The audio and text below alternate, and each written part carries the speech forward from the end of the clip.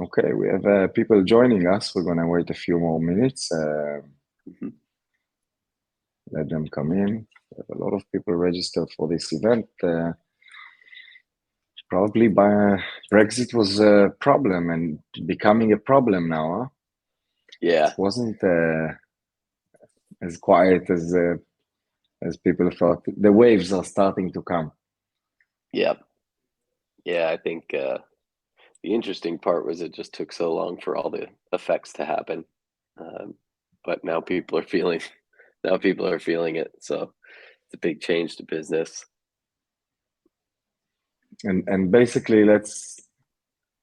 um, let's I don't know. Let's start with the why. Why is it creating such a big mess?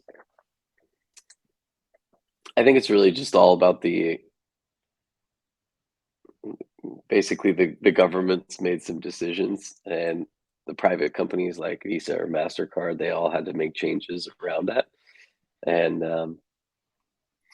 yeah, it's really just now that they're completely cross-border companies. So they were once a single country, and now all of a sudden they're entirely separate countries. And because of that, you go into completely new banking rails, new regulations, all sorts of stuff that makes it quite difficult for businesses to navigate when they're just trying to sell t-shirts or makeup or whatever it might be, software. um, but yeah, I think as we are learning quickly in like the world of global, all of a sudden affects lots of businesses all around the world. It's difficult, but we have to deal with it. Okay, so let's get started, guys. We have Matthew Steinberger from Reach, and he's joining us again, and this time to speak with us about Brexit and the implications of Brexit on processing and commercial terms that pretty much everybody is feeling now, the differences between the day before and the day after. Um, we'll be happy to hear from Matt what's the right way to attack it and how to save a lot of money on the way by using the right processing methodologies. So, Matt, how are you? Good to have you Doing here. well. Yeah, thanks for having me back. It's always good to talk about the changing global environment, ways you can get around it. It is. So we have a big topic today, and Brexit is something that definitely people wants to understand more about. Let's start from the beginning. Basically, the cross-border transaction and how the path works. Sure. Yeah. um, Basically, in a traditional environment where you have two different countries in a transaction, it's quite common that you're going to have a lot of different issues, both the shopper and the merchant. And it really just comes down to the fact that these banks, between the shopper and the shopper and the business, are in two different countries. They have different regulations, they have different rules. What happened fundamentally with Brexit is you had the United Kingdom that was previously in the European Union. Once they seceded from that, now they are officially a new country. And what that does is it makes banking regulations, banking relationships that previously between, say, Germany and the UK were domestic, now all of a sudden they're cross border. Mhm. It would be very similar if you took parts of, I don't know, if California or New York left the United States. Um, all those all those sort of relationships, business and otherwise, are now greatly affected by the fact that those two countries are no longer the same or What do considered the you same. what do you mean by so if it changed to cross-border, how is it Hmm. implicating me as a So business? yeah, so what happens whenever things are cross border is, now with the UK, for example, you are a merchant based in the UK. selling to a customer in the EU. Now, my bank, when I sign up with any sort of credit card processor or any payment methods, my bank is going to be based in the UK. That's where I operate my business. That's my home country. But the customer might be in Europe, right? Let's say the Yeah. shopper is in Germany. Yeah.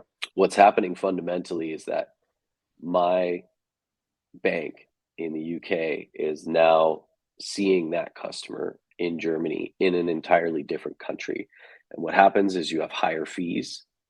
That comes directly from Visa, MasterCard. If you're using a credit card rail, if you're using PayPal, they go by similar credit card rails, lots of different payment methods. Now, all of Yeah. a sudden, because these banks have to talk to each other, Yeah. the customer's bank and the merchant's bank need to talk to each other to make the transaction happen. So your fees are going to go up on the merchant side. So as a business, I now have to pay at least 1% more for my overall processing fees, and that's Wow. my bottom line revenue. The secondary piece that's huge as well is the shoppers.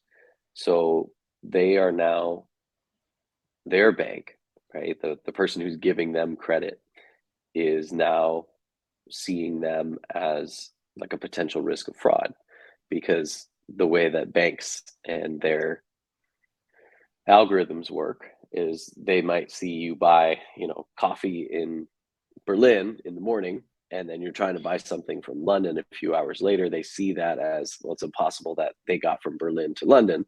And so they just flag it as higher risk because of the fact that there's, two countries involved in the transaction. Whereas if they were buying something from a German company, it's a significantly less risk. Maybe the banks don't know each other. They've never heard of each other before when they have to speak to each other through like the Visa MasterCard networks or the Swift banking network. If the banks don't know each other, if it's smaller banks, then more risk of decline. So as a shopper, I now go through, I see your, Facebook ad or however I check out your product or service. I now go onto your website, I type in my credit card details, I click complete order, but my credit card gets declined. And it's my bank, it's the shopper's bank. It has nothing to do with the business. And so between the business having higher fees and the customers having a worse experience, you start to see a very large impact where customers are getting declined on average more than 10%, which is 10% of the customers you're getting to your checkout are not successfully able to check out because of the fact that it's cross-border.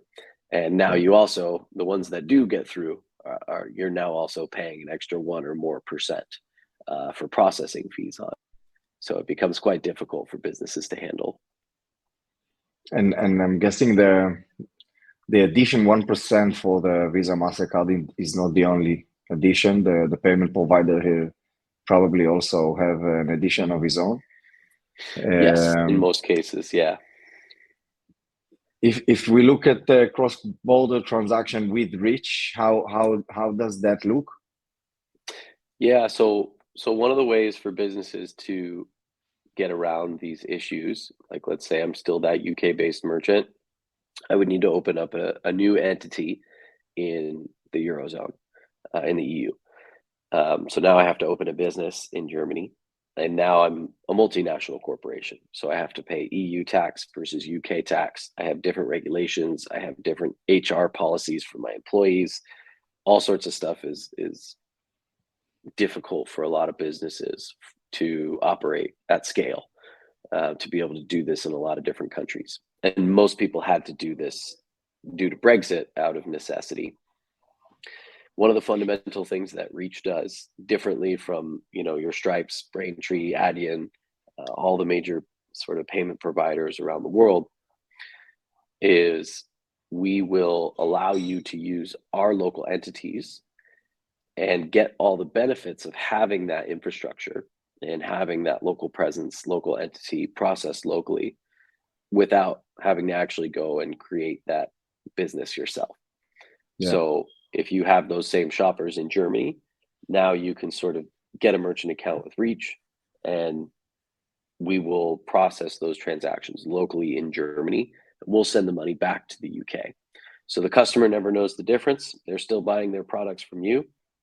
but we are processing it locally to where the shopper is, because that way you are getting cheaper fees and significantly higher credit card approval rates. And of So it course, makes local payment methods too. so it makes an international, like a cross-border transaction, become a domestic, pretty much. Exactly. Yeah. Okay, and regarding regulations and tax, still there is no implications. In some cases, there are. Taxes are difficult all around the world, but It is, it typically depends whether or not it's physical goods or digital goods. yeah, Um, and if it's digital, there's always tax, regardless if you use a new entity or not. You usually always have to pay the consumer tax or VAT in these countries back to the governments.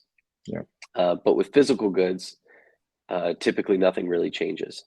So it really allows the merchant to not have additional complexities. And if there are additional complexities, like if I sell software, for example, and I want to, or even consulting services or whatever it may be, and I'm based in the UK, Reach can help with a lot of that tax infrastructure and sort of remittance back to the respective governments. So we handle that as part of our service as well. But other times people already have setups, or they may not need to. So typically it's not disruptive at all when you use this business model to any of the tax implications for your business. Um, Almost always it's basically you're doing the same thing, you're just doing it in a better way, to streamline your operations. Similar to if you have, 5 different payment gateway integrations on your website and you're having a difficult time upgrading to the newest API, or maybe you need to implement 3DS2 or soon to be 3DS3, and you're having all these God forbid. issues, we would partner with someone like BridgerPay to come in there and manage the operations. Now you guys do it from any formation, so from any sides of the story. So if I'm a UK merchant and I'm selling Europe, and if I'm in Europe selling to the UK, so on both sides, basically, this problem is occurring, right? So a UK merchant selling to a European client is just one use case, where there are many others, right? So Yes. yeah, everyone that sells basically from Europe or from UK to the other, then basically has this issue. Yes. Yeah. The example we used was the UK selling into Europe, but anyone, the opposite as well is the same. And a Fundamentally, it's US merchant that sells to UK, for him is ambivalent. It's the same as before, right? It's going to be it's across. yeah, it's the same as before. It's a little more expensive than before, It is. um, about 0.5%. Um, Wow, yeah, but it's extensive. well, so what happened was in the EU, the government or governments, the European Union legislation, they pretty much capped what Visa, Mastercard, what credit card companies, American Express, all those players, what they can charge businesses to use their service. Okay. And in the US, for example, we don't have that same law. Um, it's much more expensive to process a credit card in the United States than it is in Europe. Just because of the consumer laws, there's much more protection for consumers and businesses with European legislation. So what happened was when the UK was when they left the EU, um, now you have all that legislation to protect businesses from higher prices from the credit card networks. Now the credit card networks don't have that same law. And so they come in and they increase their fees. And so now the Like UK insurance, is it's becoming Mhm. like an insurance company, you know? You're a risky, you're a risky guy. You're gonna you're gonna crash. So Yeah, let's uh, let's make your premium high. Yeah, yeah, yeah, yeah. It's like that, and similar to insurance, you usually need it. You can't run a business in this day and age online and not offer credit cards. It'd be very Yeah, difficult, at least a yeah, direct to consumer business. yeah. And yeah, I think it's something that you just have to play with. But a lot of people probably saw it got popularized quite a bit, which is rare. But Amazon fought with Visa quite a bit over this new regulation, and so we saw that Amazon was trying to ban Visa in the UK for their shoppers, and of course, So now shoppers were upset. Yeah, but it was because they tried to double Amazon's fees. yeah, and They were Amazon updating the has their interchange. own aspiration of running their own show. Yeah, So yeah, exactly. And Amazon is usually the one that causes governments to to change change, legislation, yeah, increase taxes, but they're also helping merchants a little bit too, at least in the UK, because they got the fees dropped back down to a reasonable level from where Visa, MasterCard, and all the credit card companies wanted to increase it like the US, but credit card fees in the US are way, way higher than in Europe, like 8 to 10 times higher, depending on the type of card. And so it's a much different experience for the businesses. But that's a big let's shock for someone. move on and see Yeah. what's a little bit more about Reach and more about you guys and what you provide to businesses, which maybe you can say which type of businesses are usually using you guys and the full scope of the solutions, because it's not only processing. Yeah. So we, in general, our full solution is helping with anything cross-border. So that will include foreign exchange, understanding how different countries operate in multiple currencies, how to actually offer those currencies on your website, um, sort of optimizing your entire shopper experience. So you're increasing your conversion rate with your customers so they have a much more comfortable shopping experience. Again, trying to get a cross-border experience feel like a domestic experience. We also will handle the payment processing, of course, and always use local banks to where the shopper is. Since we're doing that, we also will offer local payment methods. And there are a lot of local payment methods. Klarna is one I think we were talking about before we got started here. If you're a merchant based in, a non-European country, let's say, it's very difficult for you to offer Klarna to those European consumers. And Klarna is a huge, huge benefit, especially if you have a large average order value for European consumers. So being able to offer that local payment method is powerful for your business and your customers to come back and want to shop more. And then tax compliance as well. So we help navigate sort of the very complex world of tax, whether or not you are a freelance graphic designer selling services on a website, or you're a direct to consumer merchant that sells high-end dresses. We work with pretty much all businesses around the world. Typically nothing in the higher risk category, but anyone selling goods or services, whether it's, again, software, could be agency services or products, we're able to service you in your global markets. How are you dealing with Australian merchants and businesses that also suffer from cross-border transactions and fees? And they Yeah, don't necessarily, have the entities to support it. Yeah, there's a lot of cross-border in Australia and pretty much everywhere in the Asia Pacific region. You'll have a significant amount of cross-border just because of how dominant US and European consumers are. So what we see, we actually have quite a large amount of our clients are Australian based, also Hong Kong, Singapore, other countries where the domestic sales might not be large enough, where you're looking at 80% of your business is cross-border. Yeah. And so we are able to really make a massive business case for them because their fees go from, maybe 3% Wow. to 1.5% or whatever. The exchange also is we hear it from many businesses we speak with. Yeah, this is a big solution that people are looking for in Australia.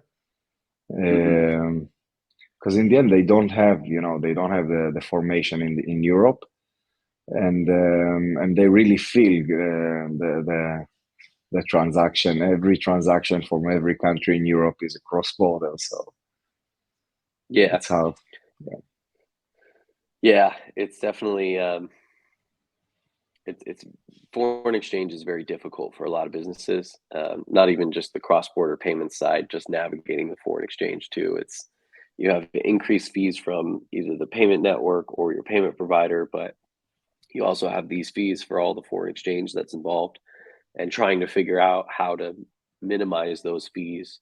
A lot of times when we do business case for Australian-based businesses, if they're selling to a customer in the US, they are basically, or Hong Kong, very similar, Singapore, they are selling to a US customer, let's say, in US dollars on their website, but they get Australian dollars back or Hong Kong dollars or Singapore dollars, but then To they the have to pay out, remittance settlements, yeah. yeah, to the settlement.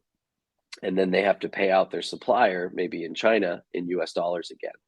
So they get 3% one way, another 3%. When you look at their all-in processing costs, it's close to 10%. So how do you work it out? What do you do? You don't convert the funds if you don't need to. You pay the provider directly from you guys? Yeah, so we pay US to US into a US bank account, and then they can pay the provider directly. So we have lots of different sort of options around how to set that up. And if they don't need all the US dollars, let's say only like 10% of it or something, so help with splitting that and only giving them a certain amount. And that's really where you see quite a bit of power in someone who operates in global, whereas a lot of traditional banks don't really think about this because most of their businesses are largely domestic. Yeah, but if you want to scale globally, you start feeling it. Yeah. Let's talk about Breach and Bridger. So what do we offer together already? Yeah, so we have our native integration and quite a few merchants live together. So once you have BridgerPay on your website, you pretty much have access to tons of different PSPs, including Reach. And what we're able to do, optimizing the cross-border side for businesses, is we can sort of turn ourselves on, and we offer, tons of different, pretty much every currency you can think of, lots of different payment methods. And what we're doing is country by country where you don't have a legal business, we are able to turn on Reach, give you that legal business sort of as a service. Think of it as an entity as a service, processing locally, giving you the benefits as the merchant while not having to go and set up any infrastructure for it. It's just another merchant account that you would create. Now, while you're leveraging BridgerPay, you probably might have a different processor that you've been working with for years. You're comfortable with them, you like working with them, but now you need to handle two different processors. Maybe you have other payment methods that you offer on your website that you're managing all these different integrations. And through BridgerPay, you're able to do that seamlessly through a single integration and a single interface. And I think one of the most powerful things, even walking through a client we just launched this morning, they just wanted to turn us on in Germany and France. And they just went into the back of BridgerPay's admin. They just clicked Germany, France, add Reach, and it's as simple as that. You really just configure it and turn it on, and it's live on your website within seconds. And that's a pretty powerful tool for businesses, especially when you want to test different markets, different success rates, different costs, maybe whatever it could be that you want to test. Having that flexibility is very, very powerful. And when you now couple that with, real local processing in over 70 countries internationally, it's very, very powerful for your business to step up and compete with the Amazons of the world. Yeah, I think that together with the plugins that we've just added, it gives a lot of power, firepower, so we've just launched PrestaShop plugins and the PWA2 for Magento. Nice. And there's a lot of PrestaShop and Magento merchants which are not based in the US and we get approached by a lot of them from many different countries that wants to process in Europe, in the US, and I think Reach is a very good choice for them to, get their entity working and processing quite fast.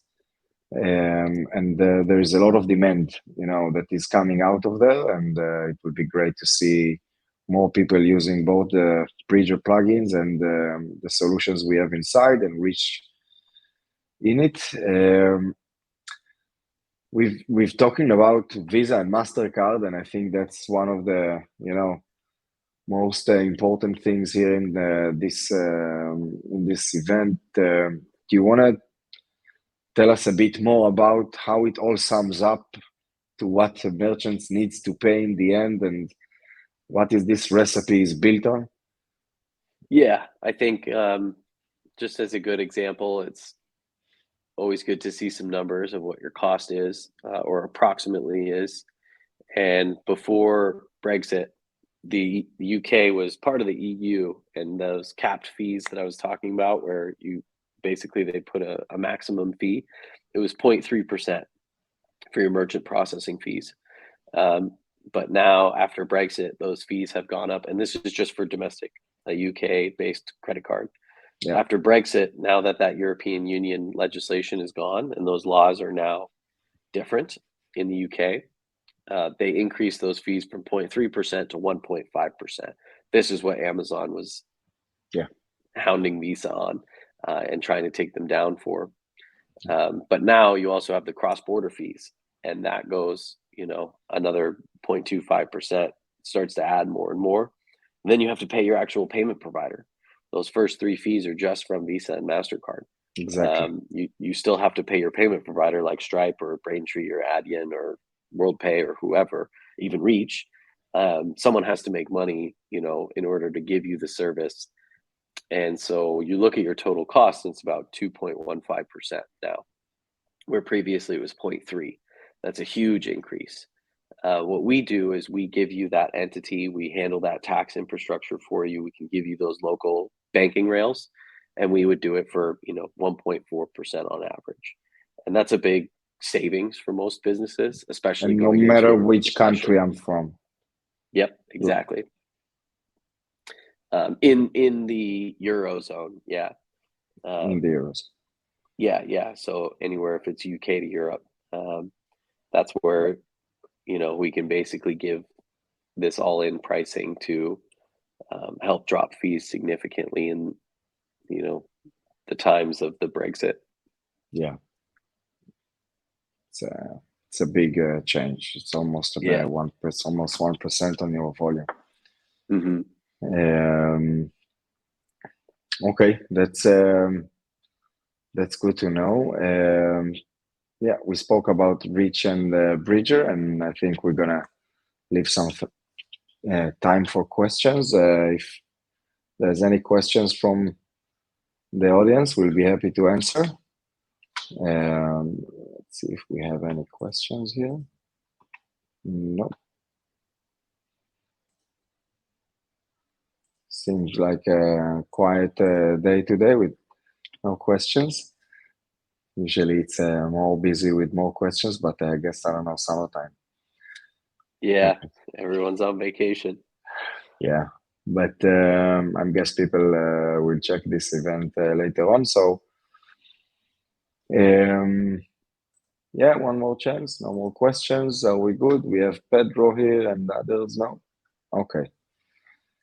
So, Matthew, thank you very much for telling us a bit more about Brexit and the changes. It's definitely a big change for every business that is processing there. You feel when you have an increase of almost 2% on your costs, something you feel well, I think. Definitely in our time today, when you try to show profitability and value, and this is a huge impact. So yeah. Definitely something you can avoid, by using a good infrastructure. So thank you, Matthew, for giving us a bit more from your knowledge, and we'll be happy to see you again here. Yeah, sounds good. Thank you. Appreciate it. Cool, cool. So bye-bye, guys, and thank you for joining us today. And we'll be with you soon in our next event.